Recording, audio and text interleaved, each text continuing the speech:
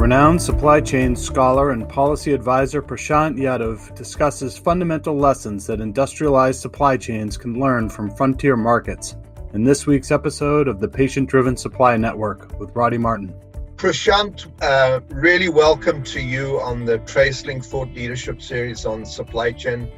It's seriously an honor to have you with your experience in emerging markets and in the advisory roles that you're playing in the World Economic Forum, World Bank, etc., on PPEs and COVID.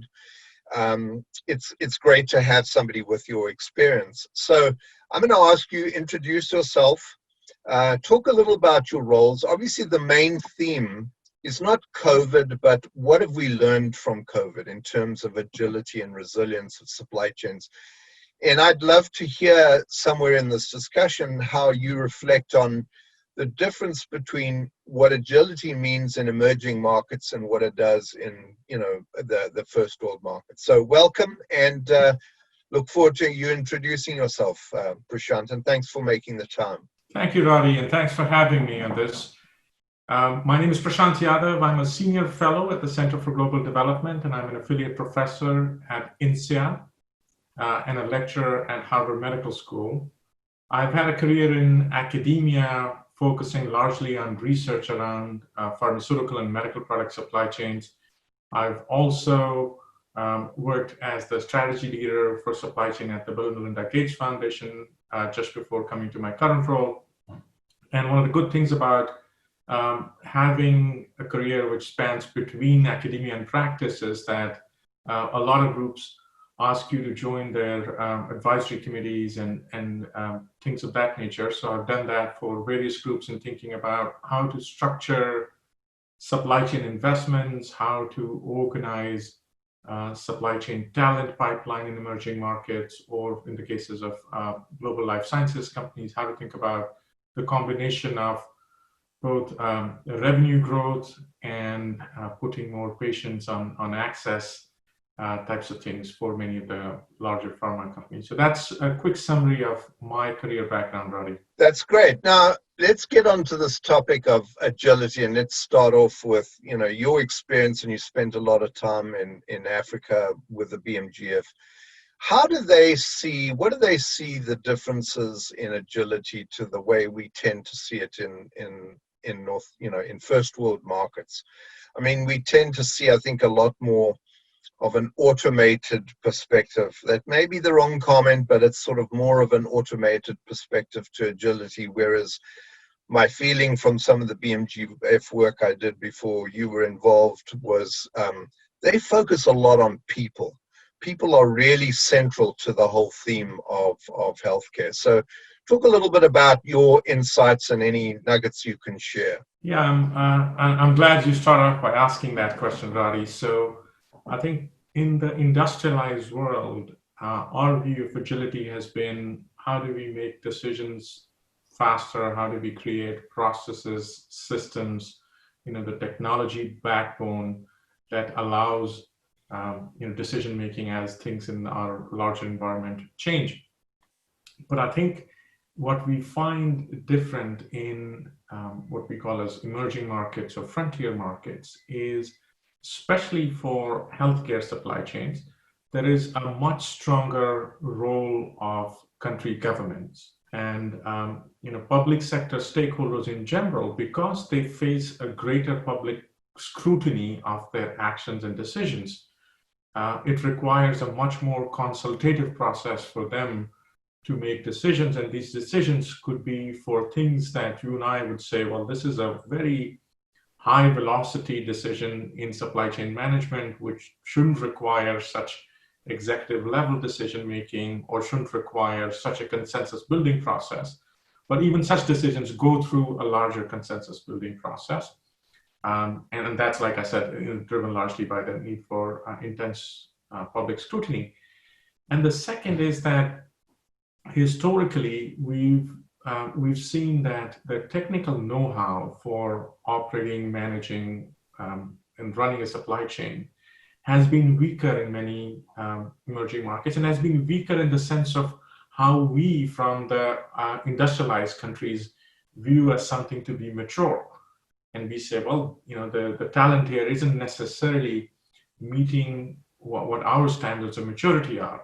But in reality, people have figured out, multiple ingenious ways of operating the supply chain within the weak infrastructure that they have to work with, or the weak resource base they have to work with. So there seems to be a disconnect between our view in the lens of industrialized world supply chains and the local view, which is we've got this figured, we are doing it in some way. It's not that we have weak technical know-how or weak technical capacity. And the reality most likely lies somewhere in between. But bringing the 2 points of view to convergence is what often takes much longer. And therefore, agility in the supply chain requires a much stronger engagement with people on the ground, the ones who are making the executive level decisions in the government, but also the ones who are actually making tactical and operational decisions to run the supply chain. And oftentimes we come down to the fact that agility is largely about, is the supply chain org structure designed in the right manner? Everything else comes after that. And that probably is true in also industrialized and in large global multinational supply chains. But I think it's a little bit more amplified when we see frontier market supply chains in healthcare, especially where there is a larger government role. Yeah, not to oversimplify or exaggerate this, but it's almost simplistically in emerging markets, you're looking at technology through a patient lens. And in the first world markets, you're looking at the patient through a technology lens. Now, I mean, it's a very simple way of seeing things, but I do think that if I look at a lot of the debates we're going through in healthcare today, it's about the systems we're using, not about the patient. So, your comment when you saw the logo on the wall about the patient-centric supply chain, and it's kind of as an interesting background, as Alessandro De Luca, who is the CIO of Merck KGaA. I worked with Alessandro when he was the CIO of Procter & Gamble. And in those days, Procter & Gamble had called their supply chain transformation the consumer-driven supply network. So Alessandro has jumped on that and said, oh, well, this is about the patient-driven supply network. And so it's kind of an intriguing thought. How realistic do you think we are? Because I know that, out of my consumer goods days, we always thought retail and the manufacturers would never get it together and share information. And boom, it suddenly just happened. And I think we're going to see the same thing in healthcare. People say, oh, patient privacy and confidentiality of data. Where do you think we are? So firstly, I think, both in the industrialized world, healthcare supply chain, and certainly in the frontier markets and less resource settings, we see a lot of conversations and talk and debate about bringing patient centricity into the supply chain. And I have, in a way, a two-folded view on this. On one side, I get excited that those of us who work on supply chain design and those of and the others that we can influence through our advisory roles are paying heed to the fact that supply chain design should be based on what patients need. On the other side, if we look at reality on the ground, patient centricity would get into things such as where does a patient truly want to go to get their medicine? Where do they want to go the next time they want to get it? And it doesn't have to be the same place every time, right? Their convenience can make them go from a clinic to a pharmacy to a little drug shop somewhere, back to a clinic the next time, or even a little kiosk or a little pickup point. So our ability to understand that preference remains extremely weak everywhere in the world. And it's not because of lack of interest or lack of technology to be able to do that. I think it's largely because we have systems and efforts that remain disconnected at multiple levels, right? So we see efforts which are at the global corporate level, but their execution at the point of sale, at the point of delivery, doesn't have the incentives that flow through the system. Same thing with global health supply chains or supply chains for health products in frontier markets, where at the level in Washington, D.C. and Geneva and Seattle and London, we see a lot of focus on patient-centric supply chain. But when you talk to the person who is actually deciding where to allocate scarce inventory of medicines or other health products, they are still prioritizing based on a top-down model in their mind, which is what they've inherited over years of working on it. So I think that's a disconnect between, yes, we see some of this, but in reality, very little actual implementation occurring around this. And I think that, and I actually love you calling the markets frontier markets rather than emerging markets. As an African, Southern African at heart, I much prefer frontier markets than emerging markets. It sounds like I should walk out of a jungle when I come out of an emerging market. So it's probably a lot more respectable to call them frontier markets.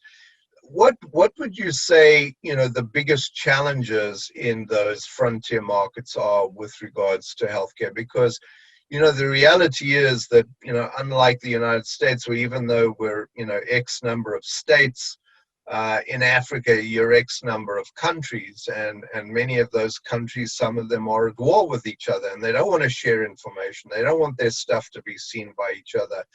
So there are very distinct differences between healthcare in emerging markets where you have these countries and you have politics at play. Where do you think that is? I mean, what comments would you make around that statement?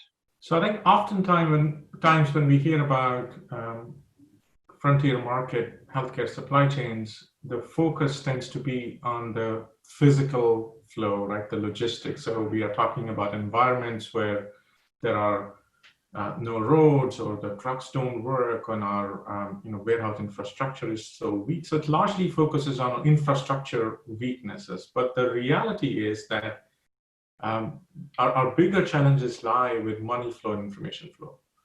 So firstly, I think in frontier markets, there are two kinds of money flow issues at play. The first is money that goes into buying healthcare products that comes from, let's say, international sources, whether it is some kind of development assistance dollars from high-income country governments, or some other loans and other mechanisms from World Bank and groups like that.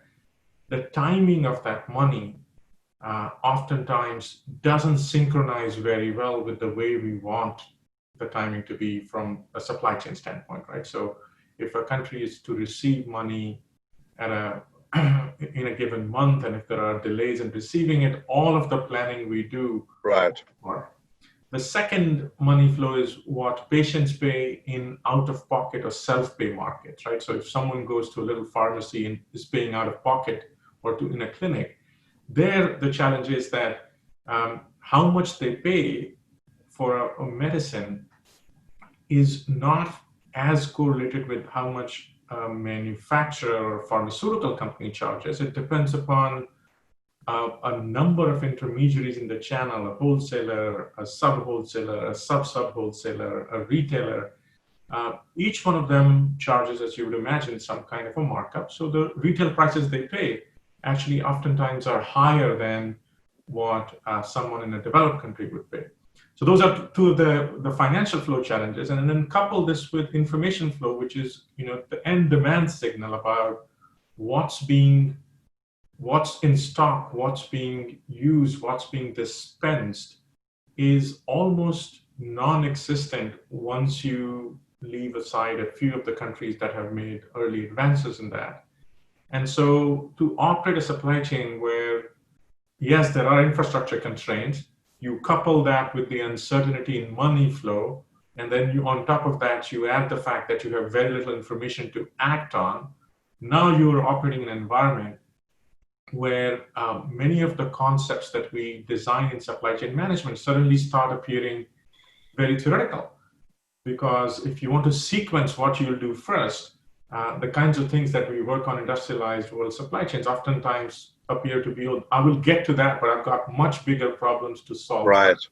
And that's the chasm or the disconnect we sometimes see. Yeah, and I'm sure that's very applicable in the whole. I mean, if you take, unreliable supply, unpredictable money supply or flow, you take inaccurate demand forecast accuracy, you're pretty well flying blind, right? I mean, you can do as best as you can. You're going to have to, at some other point in time, if you can afford to, play around with inventory, and that's the only way that you can guarantee supply. And we all know that they don't necessarily have the privilege of playing around with hundreds of days worth of inventory just to buffer supply. So one of the other roles that I found fascinating was your advisory role to, let's say, big international bodies on PPE expenditure and funds and big projects, etc. Any nuggets, without compromising anybody, that you can share in that domain? Because I'm pretty sure that lots of stuff has crept through the woodwork, and lots of big projects that shouldn't have been, and you may have had to have put your finger on it and say, nah, that really shouldn't be doing it that way. Any nuggets you can share with us? Yeah, so firstly, I think a lot of development finance and development assistance resources are going towards equipping and enabling low and lower middle income countries to buy COVID-19 related supplies, and supplies would include test kits and PPE and more sophisticated medical equipment and also medicines. And in a market which has global constraints, where even countries such as the US and many countries in Europe are unable to fulfill their demand, it becomes much harder to get supplies needed for, let's say, countries in Africa or South Asia or many other parts of the world. And then the second bigger challenge is that, let's say you are able to get the supplies, how do you make both the international logistics, but more importantly, the in-country supply chain to function? Because you do want a fast response system, right? I mean, if you've been able to get test kits, if you've been able to get PPE in sufficient quantities for a country, you want to make sure that it gets to the intended users or beneficiaries as quickly as possible. And running fast response supply chains in a large scale manner, so not necessarily operating with a disaster relief mentality, but operating with building a system mentality, is something that depends upon an information infrastructure of flow and stock information, right? Simple things that matter in running a supply chain. And we don't have the luxury of time to set up the systems for stock and flow management. I think many of us who worked in this have been saying this for quite a period of time, that this is an important system component to build. In places where such systems have been built, South Africa would be one example, it becomes much easier to just leverage the current supply chain information architecture and move things in a responsive manner without compromising anything about where the product is going. Is there any diversion, things like that. But in places where such investments have not been made in the past, there is very little that can be done. So I think it's just a very important and in a way sobering reminder for why we need to think about supply chain information systems in the right way for low resource settings or for frontier markets, for healthcare in particular. Yeah, and it brings to mind, as you were talking, and without naming any countries, I mean, there's this recent country where they've found an official who's been counterfeiting and diverting test kits. And I mean, that has to be, and not to say that Africa is the only place those things happen, but Shabir says, when the opportunity comes around, the bad people come out of the woodwork. And I think that with test kits and vaccines and going forward into the future, we're going to see a lot of the bad folks come out of the woodwork and start exploiting the global scenario, the global pandemic, just because people want to believe that there are solutions, but they don't necessarily have the means to validate that the fact that it's not counterfeit, or that it's safe, or that it's secure. So I would imagine that's something that big institutions like the World Bank and the Bill and Melinda Gates Foundation, have to be really wary of, because I think we're probably, as testing, if it hasn't already ramped up, as testing ramps up even further, there's that bigger risk that I can go and buy a counterfeit test kit, and by the time the batch is finished, the person that made it is headed for the hills with their money, and you'll never see them again. So I would imagine that level of governance is a big concern to the whole global healthcare system, because it's obviously ripe for exploitation. So Prashant, if I had to ask you for one sort of concluding nugget that you'd like to leave, the audience of folks, and many of them are going to be first world supply chain people who are used to the discussion of IT and demand forecast accuracy and sales and operations planning, and as Maeve keeps reminding me, those kind of things don't really turn people on in Africa, right? What nugget would you leave the audience with in respect of these frontier markets and getting healthcare right, so to speak, if there was such a thing?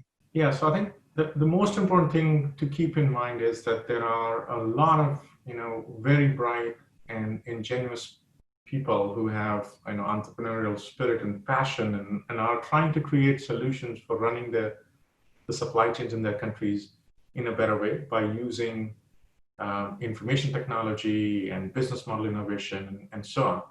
And I think we have to find a way to marry that with what we all in an industrialized world supply chain, working largely with, let's say, global multinationals view, and create a way for them to plug in their local solutions into some kind of an information hub for supply chain that we all help create, instead of thinking that here is our supply chain information solution and let's see how quickly can we implement it in Nigeria or Kenya or India. So I think if that's the mindset and that's the approach and framework we work with, I actually get excited about the fact that we may end up learning quite a few very interesting things from clever people who are trying to solve supply chain information problems within very strict resource constraints. And that will be exciting for all of us.